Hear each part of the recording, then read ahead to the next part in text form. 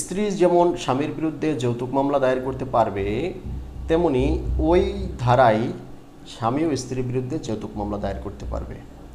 স্বামী যদি স্ত্রীর কাছে যৌতুক চায়, টাকা পয়সা এবং হুন্ডা এছাড়া গাড়ি বাড়ি চায় যে বাবার বাড়ি থেকে নিয়ে এসো, তাহলে স্ত্রী যেরকম যৌতুক মামলা দায়ের করতে পারবে, তেমনি স্বামীর কাছে যদি আবদারের চেয়ে বেশি কিছু চেয়ে থাকে, অর্থাৎ স্বামীর চাকরির যে স্যালারি সে তার চেয়ে যদি মূল্যবান কিছু চেয়ে থাকে এবং সেটা দিয়ে যদি প্রেশার ক্রিয়েট করে এবং সমাজে মানহানির আপত্তিকর সৃষ্টি করে, এছাড়া যদি সংসারে অশান্তি সৃষ্টি করে প্রতিনিয়ত, তাহলে হাজব্যান্ডও স্ত্রীর বিরুদ্ধে যৌতুক মামলা দায়ের করতে পারবে।